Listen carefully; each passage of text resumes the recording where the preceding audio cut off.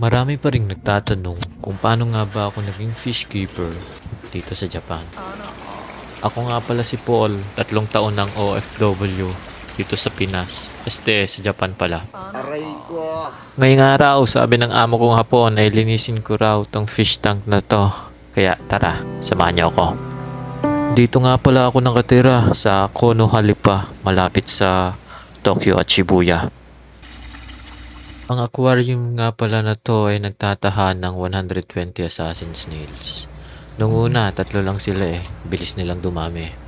Kung di nyo na itatanong, dito ako ngayon nakatira sa pamilya ng bantog na mga assassin. Ang pamilyang Soldik. Mabait naman sila sa akin, lalong-lalo na si Kilua. Shoutout nga pala kay Kuya Noel Yanes, ang pinakagwapo kong pinsan, sabi niya.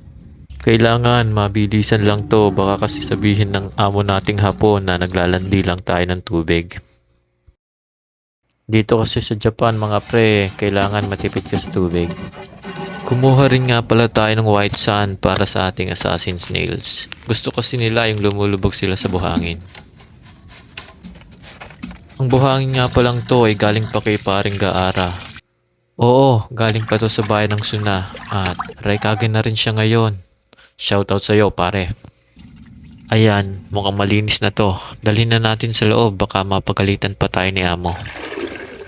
Kuha lang tayo ng tubig tapos okay na to. Okay naman dito sa Japan, medyo nakakalungkot lang minsan. Okay lang, laban lang. Oo nga pala, binigyan tayo ng bato at halaman ni Kilua.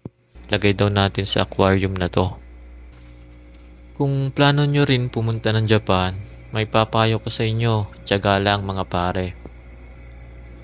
Lagay na natin tong mga isda.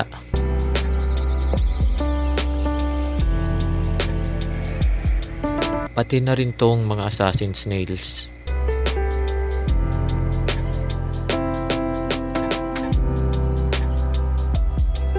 Ito nga pala mga pinapakain ko sa aking mga assassin snails.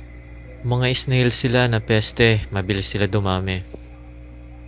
Otohime nga pala ang tawag sa feeds na to. Mabibili to locally dito sa Japan. Okay na mga pre. God bless.